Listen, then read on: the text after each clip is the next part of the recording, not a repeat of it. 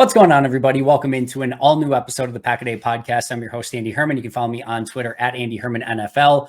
It's a Thursday. You know what that means. I'm joined once again by the great Sam Monson. You can follow him on Twitter at PFF_Sam. You can find him on the PFF NFL Podcast. Sam, welcome back. The Packers are somehow 6-6, holding the number 7 seed in the NFL playoffs. I don't know how it happened. I'm hoping that you can enlighten us all. But how have you been? And welcome back to the show. Yeah, been good. Absolutely. It's a different mood around Green Bay now than when we were doing this earlier in the season. Big time. It really, really has. And it's still sort of hard to put into words. It was like you get that win against the Chargers. The Chargers kind of cough some things up and you kind of take it a little bit with a grain of salt. You go into Detroit, win on Thanksgiving, and maybe you're thinking, all right, well, the Lions haven't been playing the greatest. It's a Thursday game. Weird things happen on Thursdays. Maybe you don't take it too seriously. Then you follow it up with a win at home against Patrick Mahomes and the Kansas City Chiefs. Let's start with that most recent game. What were your key takeaways from that Packers-Chiefs game and the way that this Packers team is playing right now? Yeah, I mean, there's a different cachet involved when you're beating the Chiefs, right? Even though Detroit is a good team this year and they're expected to do things, they haven't done them yet. And you can always put that down to, well, the Lions are still the Lions, right? But the Chiefs are not. Like, we know the Chiefs are a good team, even if they're not maybe where they've been the last couple of years. This year, they are still the defending Super Bowl champions. They're still a very good side. They still have Patrick Mahomes. So to beat that team is a completely different prospect, and to do it in the same kind of way, which is, all the things from last week with the Lions were pretty much the same, right? Their pass rush, Green Bay's that is, stood up at critical moments. It didn't necessarily overwhelm the Chiefs all game long, but it came up big in critical third down situations, got that Chiefs offense off the field. They had some big plays from some of the guys that have been making them in recent weeks. Christian Watson made another couple of really nice plays before, obviously, that hamstring injury right at the end. And Jordan Love, again, has gone from being this inaccurate, problematic quarterback with ball location who was making some mistakes to has just been dialed in and laser focused and laser accurate the last few weeks. And that changes everything. I mean, we said for weeks, the same thing, that this is an offense that just keeps making too many mistakes, right? And it starts with the quarterback and it spreads out from there. And they're just not at the moment. Like, Jordan Love has been so much more accurate, so much more like mistake free than he was during that early run. And that permeates throughout everybody else in the offense. The level of efficiency has been really impressive from Jordan, just overall, to your point. I'm curious. We're obviously like just a cog in the machine, Sam. When everything goes well, we're up here. When things don't go well, we're down there. And like the waves are easy to ride. And I've kind of been saying similar to kind of what Aaron Rodgers said this past week of like, hey, let's not crown him. Let's not cancel him, however we want to view that. But I'm kind of in the same of like, man, if all of a sudden he has another few bad weeks, it's going to be the same thing where we're coming back down and being like, all right, can you be the guy? Are there consistency issues? At the same token, these last few weeks, as you're mentioning, have been astonishing. They've been really freaking good. And I'm just curious as to where you're at, if just kind of taking a step back, understanding that, hey, some of those low points that happened earlier in the season still happened as a part of this. Some of these high points have very much happened as a part of this. And we all know that we have to kind of let this play out longer. We need a larger sample size overall. But how do you view Jordan overall now through the course of this season? Yeah, and look, even if he does come back down and it sort of settles back to where it was before, the fact that he's shown this run of play means it's different, right? It's not the same, even if he comes back and ends up in the same kind of area as he was before, because until now, we didn't know that he could hit these heights. It was theoretical. It was maybe if he puts it together, but for a player in particular who, accuracy and efficiency and every down consistency has been his biggest question mark forever, like even dating back to his college career. Showing that for a period of games, even if it was only a run of 3 or 4 games, does change what you think he can be and where you are on him going forward, because that's in there now, right? Before it was just a theoretical construct and we didn't really know if he could achieve it. It's like, maybe if he irons it all out. Now we've seen it happen. We've seen it happen against some good teams. So it's at least in there. The question is, can we get it back? Can we do it over 16 games, 17 games, all those kinds of things? But I think showing it for this run, particularly against a defense like the Chiefs, for him in particular is huge because, he can now go to the team, and they can have conversations where he's saying, look, I can do this, right? And you've seen me do it. And now when these young receivers get another year of experience, like this can be something special. They can buy into that, even if he regresses over the next few weeks and sort of settles, back down to something similar to what he was before. Could not agree more. Add in not only the receiver part, but if they could get a consistent, solid running game going, I'm sure that would do wonders as well. But when you put that in the ether and when you show like, hey, against especially the bookend of like his first game against Kansas City, against this game against Kansas City. And again, Detroit hadn't been playing great on defense. It's still a big win in Detroit, but this Kansas City defense had been really phenomenal up until this point. And to do that against them, I think put the most points up on the Chiefs that anyone had put up all season. That's different. And for a Green Bay team, we'll have all the conversations of if he's going to sign a long-term deal in Green Bay, if he's the franchise guy, all that stuff's going to come and is starting to have those conversations already. But if for Green Bay, they draft him when Aaron is in town, they develop him, they give him all the time, they kick Aaron Rodgers out of town, they give him the starting quarterback job, and then they see this and they see like sort of the fruits of their labor. They're not quitting this guy at any given point. Like he is going to be, I think, here for a very long time. And I would be pretty surprised no matter what, just because, again, we've seen now the high highs that he put out there. I just think he's going to be in Green Bay for a while after this now.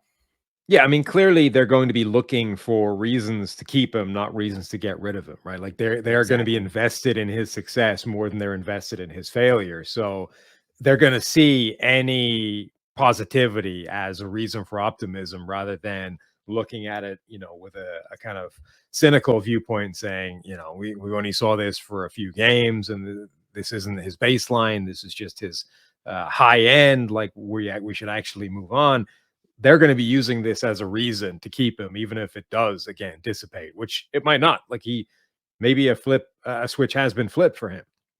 Which would be very, very nice. And time will tell, and it'll be kind of fun to watch over the remainder of this season. I wanted to ask you about some of the top grades in this game. You mentioned a couple of them already. Obviously, Jordan Love, we've been discussing, 91.8 grade against the Chiefs. Christian Watson, 88.9 prior to going out with that injury, as you mentioned. Then on the defensive side, a nice positive grade for Darnell Savage coming back from injury, 85.0. I know he had a pass breakup, had a nice play behind the line of scrimmage in the run game. But what did you see out of those three players in particular that bumped those grades up so far this week?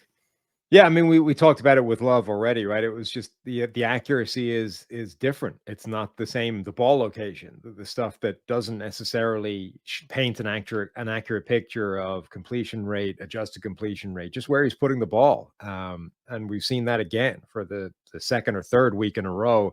It's different. I mean, he is not making the mistakes with ball location that he was. Even the Christian Watson touchdown.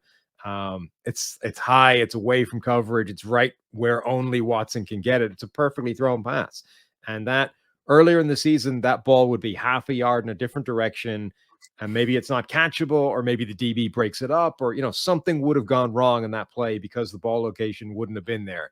And now it is. Now, and that's you magnify that by 25 passes in the game, and that's really the difference that we're seeing is Jordan Love is just significantly more accurate with his ball location than he was earlier in the season. And players like Christian Watson are therefore reaping the benefits of that. Yeah, Savage, you mentioned the pass breakup was a nice play on Travis Kelce, where he sort of drives on that dig route across the middle.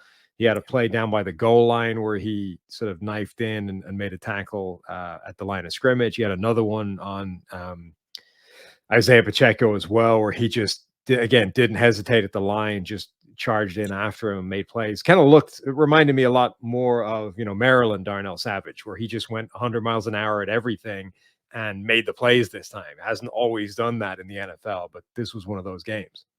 No, that's been probably my favorite part of Darnell Savage this season is that he's just playing faster. And I think they've kind of got it through to him finally of like, hey, if you make mistakes, fine, so be it, but make them fast. Because when he's playing fast and when he's playing aggressive, it's a totally different Darnell Savage. There became times over the past couple seasons where it felt like he became a little bit more passive, maybe was a little bit unsure, and just was thinking out there. And a thinking Darnell Savage is usually not a good Darnell Savage of flying around, almost Bob Sanders-esque Darnell Savage seems to Yeah. be a lot better version of him. And I think we saw that again this week, which is a real positive for him. Hopefully something he can continue moving forward. I wanted to ask you about a couple of the grades because I got asked about these and people on Twitter were saying, ask Sam, we want to know. So there are two controversial calls on that last, well, there were a lot of controversial calls on that last drive in this game, but two in particular, the Carrington Valentine pass interference, non-pass interference, and the Jonathan Owens late hit on obviously on Patrick Mahomes. So I'm curious your thoughts on how PFF goes into that process of there's no call on Carrington Valentine, probably should have been. There is a call on Jonathan Owens, probably shouldn't have been. How do you kind of go about assessing those grades when there was a penalty or not a penalty called on a play? Yeah, so we treat penalties and we try not to do too much guesswork in terms of, this playing official when the call didn't go in a particular way. Now, what we definitely do is say, well, this is an objectively terrible call and therefore not downgrade a guy, right? So the Right. hit out of bounds is a good example. That is an objectively bad call. You saw it in a million replays. It should not have been a penalty. He was still in the field of play. So he won't get downgraded for that because it just shouldn't have been a penalty. Now, the other one is more interesting because, that's a play where it should have been pass interference, but Yep. that's the call that we don't like to make too much when it comes to the grading and say, well, that definitely should have been pass interference.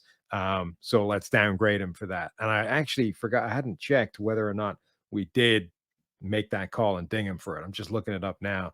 Yeah, so we did in fact penalize him that. Not actually, I think, because of the pass interference, but because at the point the ball is put in the air and at the point like he's beaten, he's Yeah. trailing the play, he's a yard behind, there is separation there. And if he doesn't leap all over the back of him and make that play, it would have been a big completion at a critical point. So Valentine does get downgraded for that. And it would take an egregious no call like the one we got for us to play official in that play. If it was closer, if it was a bang bang play, if it was just a lot more marginal, he would probably get away with it and we wouldn't downgrade him on the play. We would say, look, sometimes officials miss, Yep. close calls and it's debatable. This one I think was so egregious that he does cop a downgrade for it.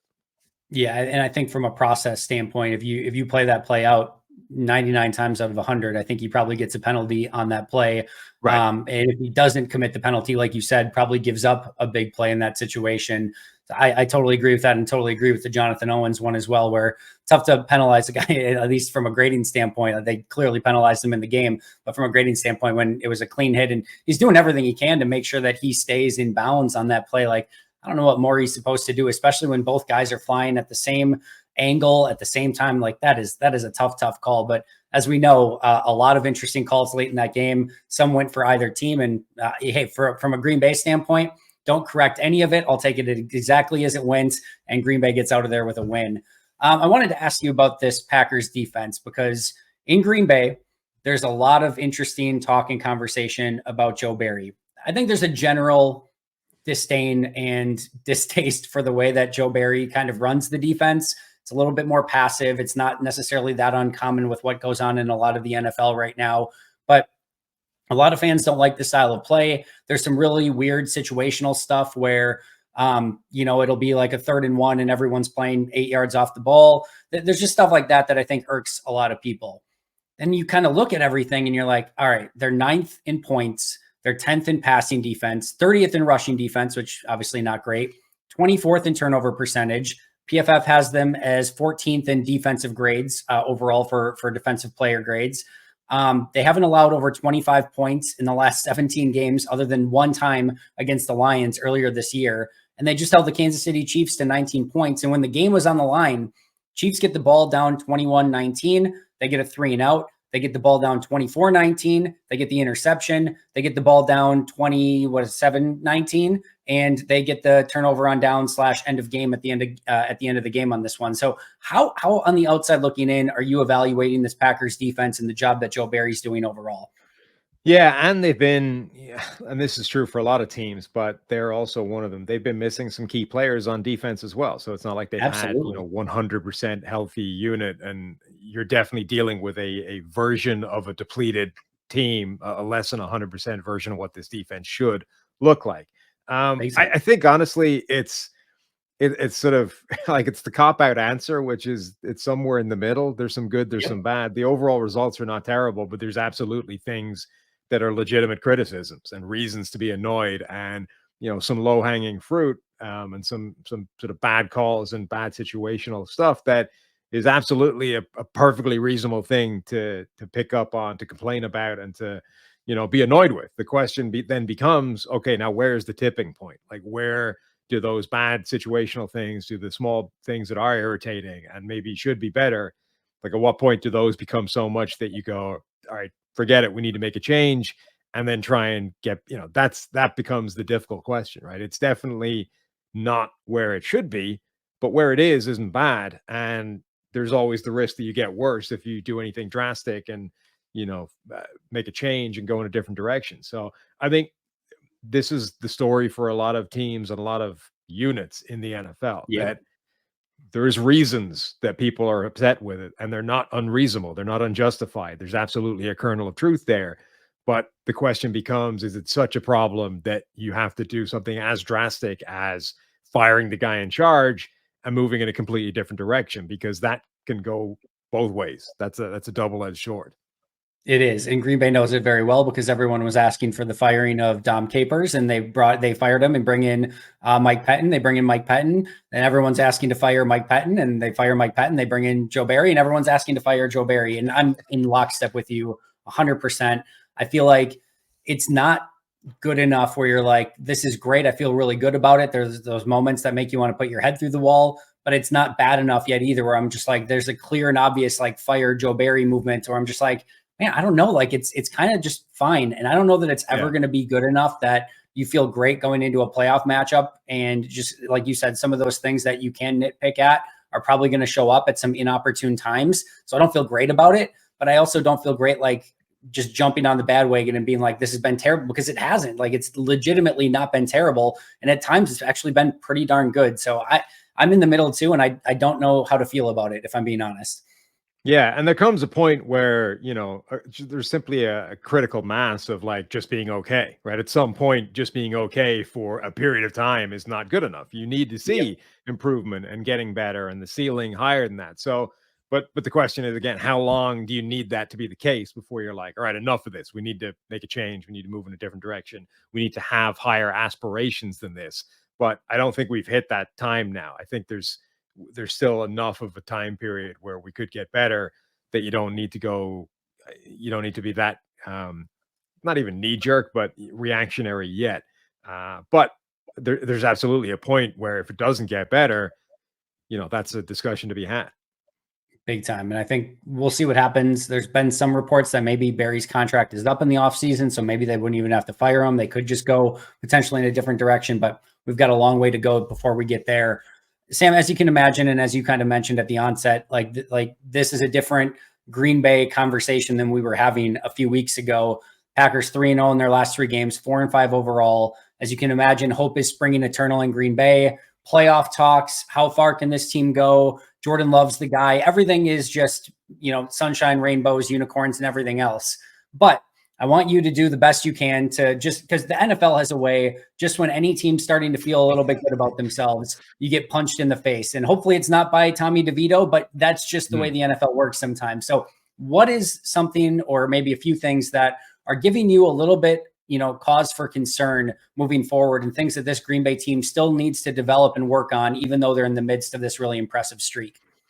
Yeah, that's the funny thing. Like everything's looking good, and then you look at their schedule, and LaFleur hasn't lost in December, and you look at what's upcoming. You're like, none of those games are games they should lose. I mean, Nope. the Giants, the Bucks, the Panthers, the Vikings, and the Bears. Like those are all you Extremely. should win four of those Yep. five games, and even the fifth one is like a toss up. It's 50-50, and who knows what the Vikings will do in any given week. So that it's a schedule that should propel them into the playoffs on a winning run and on the kind of trajectory where nobody wants to play this team. Yep. The only note of caution is either what you said, which is, look, the NFL is weird, right? And in any given week, you're going to get a random game from somebody that makes no sense whatsoever, but they end up winning it. Yep. And then the other thing is, there are still weaknesses to the team, right? Like it's still a bad run blocking offensive line. There is no run game to speak of. I mean, they have struggled to do that, to Yep. operate that part of it in the entire season. And that's not going to matter in a lot of games. But if you're now grading on a curve of this is a playoff team now, well, it matters more in the postseason, right? Every weakness gets magnified in the postseason, and every deficiency becomes a bigger problem. So the fact that this team struggles to run the ball and struggles to stop the run at times becomes a bigger problem in the playoffs when you now have to start thinking about Philadelphia and San Francisco and these best teams in the NFL. And then, as good as the pass blocking unit is, the pass rushes get better in the postseason as well. So that's been a strength of this team, but dealing with Nick Bosa and Micah Parsons and everything that the Eagles can bring to the table, again, it's a different proposition. So, the note of caution is not even necessarily big areas of concern for the Packers. It's just that the difficulty is going to get ramped up if this is a playoff team that wants to make noise once they get there. No, big time. I think that is cause for concern. And then, just being a young team, being volatile, and just making sure you don't have those moments where you kind of beat yourself again, like a lot of the times that they did earlier in this season. But as you mentioned, 5 very winnable games moving forward. And if they can get 4 out of 5, 5 out of 5 of those with the 3 wins they just had, like you said, nobody's going to be super excited about playing this team. And they could potentially get the Lions, who they just beat a couple weeks ago as well, which would be an interesting matchup. Speaking of those Detroit Lions, I wanted to ask you just a couple like end of season award type questions really quick. I wanted to start with Coach of the Year. Dan Campbell, at least last I checked, was still one of the favorites to win. You've got D'Amico Ryans in the conversation, Mike McDaniel, Shane Steichen, and then Matt LaFleur is in the mix with like 4 or 5 other guys right around the same, right after those initial 4. My first question is, where are you at? Is like who the Coach of the Year is right now? And then the follow-up is, if Matt does go 4-1, 5-0 the rest of the way, just how real of an opportunity would this be for Matt to potentially win Coach of the Year? Yeah, I mean, if Green Bay wins out or anything like it, I think LaFleur has a really good case. This was not a team that was expected to be in the playoffs, let alone on the playoffs with momentum, heading in the right direction. And with that December win streak still intact, I think that would be a pretty impressive resume to put in front of people as a Coach of the Year type of candidate. I think Dan Campbell right now has a really good case. The Lions, it was more expected. They were supposed to be a good team, but they have been, and albeit with a kind of weird punctuated defeat every few weeks, which sort of Yep. every time you're willing to buy into the Lions as, really good, a true contender, they get absolutely annihilated by Baltimore. They lose to Green Bay on Thanksgiving, and it's like, it's just a bum note every few weeks to make you kind of question what you're seeing. Other than that, it's a bit like the rest of the NFL this year, like MVP. I don't know. There's an amazing case to be made for anybody right now. I think Coach of the Year is similar. There's a lot of good cases. I don't know that there's one outstanding one. Like John Harbaugh, I think, is a really good case as well. The Ravens are charging for that number 1 seed. But I think you can make a reasonable case for half a dozen people, and I don't know that any one of them is incredible. Yeah, I think these next 5 weeks will ultimately decide it. I think D'Amico Ryan, Shane Steichen, what they're doing with those specific teams deserves a ton of credit, but this could go in a variety of different directions. And I think LaFleur is right in it. If he can finish out the season the way that these past 4 or 5 weeks have gone, would be, like you said, a really impressive resume for him. I wanted to touch base on that MVP really quick because you wrote a great article over on PFF, just kind of making the case for Tyreek Hill. And I'm with you. I think he absolutely at least deserves to be at minimum in the conversation for an award that is basically a quarterback's award at this point, but Hill's right there with what he's done this year. Yeah, and part of that is based, I think a very specific set of stars have to align for a wide receiver to have any shot at MVP. A wide receiver has never won MVP, ever. Like running backs have won MVP. A kicker somehow has won MVP. Wide receiver has never done it. In part because anytime a wide receiver has an amazing season, there's almost an automatic correspondence from the quarterback that's throwing in the ball having an amazing season, and that guy's going to get all the credit. Yep. So number 1, the first thing that needs to happen is the quarterback needs to be, there needs to be enough there for you to be convinced that the wide receiver is the bigger part of that than the quarterback. Number two, it needs to be a down year for quarterbacks, or at least no obvious MVP candidate, which we just talked about. I think that is the case this year. There's nobody having an incredible season where they're like, that guy's getting 48 of the 50 MVP votes. It's got to be a scattered field. And then you need to be able to construct this argument that the wide receiver is the valuable thing in the offense and not the quarterback. And I think for Tyreek Hill, you can do that. It's more of a multiple year kind of thing. And it's not going to be the most intellectually honest argument you've ever made in your life, but you can make it, right? You can start plotting all these data points and say, all right, Tyreek Hill turned to Alex Smith from like the most conservative quarterback in the NFL into a guy that led the league in deep passing, right? You can say the second that Tyreek Hill arrived in Miami, that Tua went from being like just a guy to helming the league's most potent offense. Patrick Mahomes now is struggling to find a passing rhythm a year after Tyreek Hill left the team. Each one of those things has got like extra confounding factors. It's not as simple as that, but you can at least make the argument that Tyreek Hill is the most important element in each one of those things. And you add that to the fact that he's on pace to shatter the record for receiving over a single year. He's already got like 2.5 times the touchdowns that Calvin Johnson had the year where he set that record. Like, he's having objectively one of the best wide receiver seasons in history. And you can make the argument that he's got the value element as well. So, a wide receiver may never win MVP. It may never happen. But I think you can at least make as strong an argument for Tyreek Hill this year as you can for any other player. Totally agreed. My guess is we probably get the usual situation where Tyreek Hill wins Offensive Player of the Year and a quarterback who gets the MVP, but he absolutely deserves to be in the conversation. All right, Sam, before we get you out of here, quick thoughts on Packers-Giants Monday Night Football. Bizarro double Monday Night Football week this week, but Packers-Giants are one of them. I think they get the main one with Aikman and Joe Buck, but thoughts on the game? Yeah, I mean, the Giants have become an intriguing team to watch. Tommy DeVito started off as just a meme and a guy his family is amazing as a story, but he hasn't played badly. Like, Tommy DeVito has actually been intriguing in this offense, and they're starting to get bits and pieces back. Andrew Thomas is one of the best left tackles in the NFL. Him returning is a huge boost to that offense. But Daniel Jones, I think we sort of saw how much he was dragging this situation, making bad into worse, because Tyrod Taylor looked different in that offense, and Tommy DeVito's looked different in that offense as well. So, the Giants, they're not good. They should lose. There's too many weaknesses in this team, but they're dangerous. I mean, they can make some plays. They've got some explosive players on offense. They've got Dexter Lawrence on defense. Like, these are things that can hurt any team in the NFL. So it's not a team you can just switch off and assume you're going to beat and move on to the next one. No, and they've had extra time for rest. They're coming off their bye week. It's Monday Night Football, so they're on extended rest. This is an intriguing one to me. And you're coming off, like I said, Green Bay's got the 3 straight wins. They're feeling all the confidence in the world. And sometimes these are like, I don't know if I want to call it a trap game, but they just come up on you quick. And all of a sudden you're thinking everything's going good, and Tommy DeVito punches you right in the face and you don't know what hit you. I think it's going to be an interesting one. And this is a great way, I think, to get Green Bay with these final 5 games. If they can get this one, I think then you got Tampa at home, you've got Carolina on the road, and like, you can get trending in the right direction in those games as well. A loss here would definitely be a little bit of a setback and would definitely leave you with some work to do over the final month of the season.